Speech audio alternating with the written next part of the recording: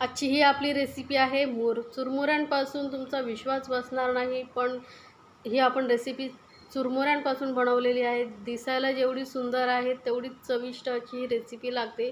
तुम्ही थोडं वेगळ्या प्रकारचं काही स्नॅक्स वगैरे बनवायचा विचार करत असाल तर हे स्नॅक्स तुम्ही एकदा नक्की बनवून बघा. घरी चुरमुरे वगैरे उरले असेल मग त्याचा काय करायचा प्रश्न पडतो. त्यावेळेस तुम्ही हे झटपट असे स्नॅक्स बनवू शकता. घरी पाहुणे वगैरे येणार असतील तर त्यावेळेस तुम्ही थोडं वेगळ्या प्रकारचं स्नॅक्स एकदा नक्की बनवून बघा. तर हे बनवण्यासाठी आपल्याला इथे लागणार आहे 2 कप चुरमुरे. मेजरमेंटसाठी तर घरातला कुठलाही कप वगैरे घ्या आणि त्याने सर्व साहित्य मग तुम्ही मोजून घेऊ शकता. तर आता हे मुरमुरे आपल्याला भिजवायचे आहेत. घरामध्ये जे असतात उपलब्ध ते थोडे सॉफ्ट झालेले असले तरी काही प्रॉब्लेम नाही आहे. आता यामध्ये आपण पाणी घालणार आहोत आणि आपल्याला हे भिजवून घ्यायचे आहेत. तर साधारण 2 ग्लास मी पाणी घालते आणि हे आपण मुरमुरे एकदम मस्त असे सॉफ्ट होईपर्यंत 2 मिनटं 2-3 मिनटं आपण भिजवून घेणार आहोत. थोडं पाण्यामध्ये असं हलगत खाली मिक्स करत राहायचं म्हणजे ते पाणी व्यवस्थित शोषून घेतात. नाहीतर काय होईल आता आपण असं खाली त्यांना थोडं प्रेस नाही केलं तर ते वरच्यावर राहतील आणि मग भिजणार नाहीत. म्हणून थोडा वेळ आपण हे भिजवत ठेवूया 2-3 मिनटं. तर साधारण 2-3 मिनटं झालेली आहेत. मुरमुरे आपले एकदम सॉफ्ट झालेले आहेत.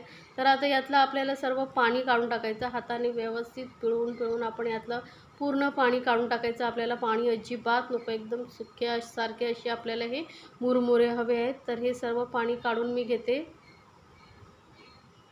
आणि हे मुरमुरे आपण एका दुसऱ्या बाउलमध्ये ट्रान्सफर करूया. अशाच प्रकारे सर्व मुरमुऱ्यांमधलं पाणी काढून घ्यायचं. आता तुम्हाला जास्त प्रमाणात बनवायचं असेल तर मग तुम्ही कपाने मेजरमेंट वाढवू शकता. तर बघू शकता मुरमुरे एकदम सॉफ्ट झालेले आहेत.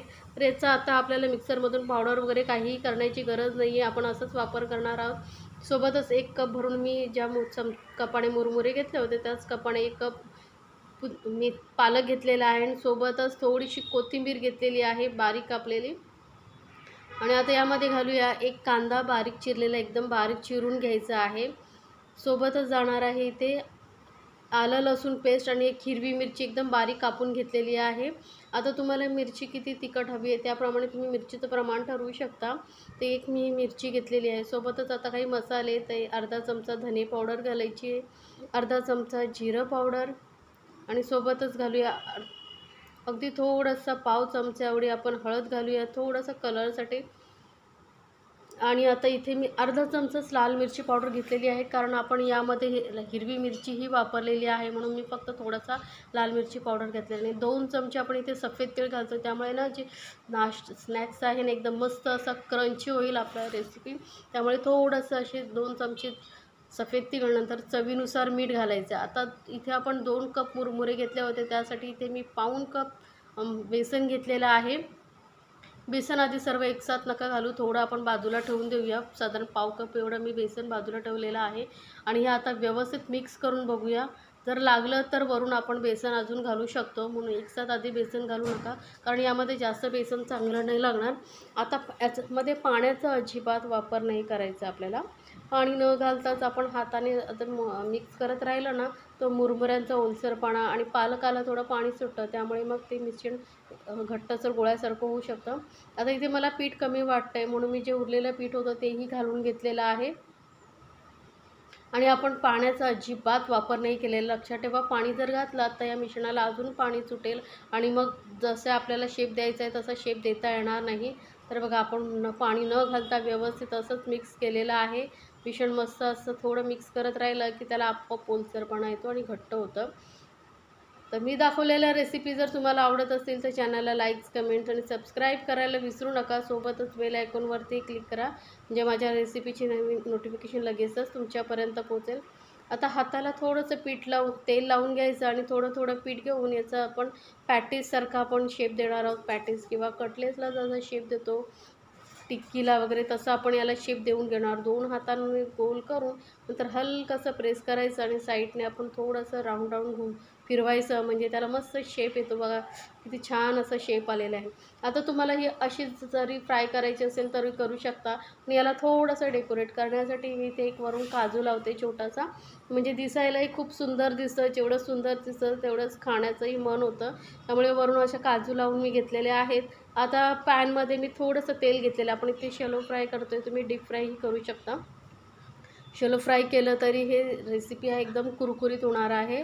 तर थोड्या थोड्या अंतरावरती आपण ही रेसिपी ठेवून घेऊया आणि एकदम मीडियम फ्लेमवरती एका साईडने व्यवस्थित फ्राय झाल्यानंतर आपण दुसऱ्या साईडने फ्राय करायचे. एकदम मीडियम फ्लेमवरतीच करायचं आणि कमी तेलामध्ये हे नाश्ता होतो, स्नॅक्स होतो, त्यामुळे खाण्यासाठी ही एकदम मस्त आहे.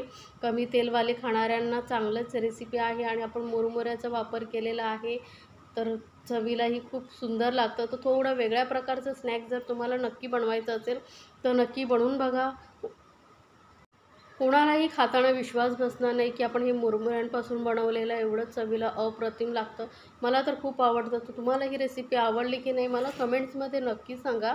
आणि जर रेसिपी आवडत असेल तर चॅनलला लाईक्स, कमेंट्स आणि सबस्क्राईब करायला विसरू नका. आणि सोबतच तुमच्या फ्रेंड सर्कलमध्येही जरूर शेअर करा, म्हणजे त्यांनाही रेसिपीचा आनंद घेता येईल. आता दोन्ही साईडने ना आपण थोडंसं अलटून पलटून हे रेसिपी आहे मस्त असं स्नॅक्स फ्राय करून घेतलेलं आहे. बघा कलर किती छान आलेला आहे आणि खरंच खूप सुंदर दिसतं आणि चवीला एकदम अप्रतिम लागतं. तुम्ही सॉसबरोबर किंवा असंचही खालात तरी एकदम अप्रतिम लागणार आहे. घरी पार्टी वगैरे असेल तर मग काय स्नॅक्स करावं वेगळं वेगळं नवीन, तर हे तुम्ही बनवू शकता. सर्वांना एकदम आवडणारच आहे. आणि मला कमेंट्समध्ये जरूर कळवा हां तुम्हाला ही रेसिपी कशी वाटली. आणि अशाच प्रकारच्या छान छान रेसिपी आपल्या चॅनलवरती आहेत, त्याही तुम्ही पाहू शकता. तर मस्त असं गरमागरम हे आपलं स्नॅक्स तयार झालेलं आहे झटपट खाण्यासाठी.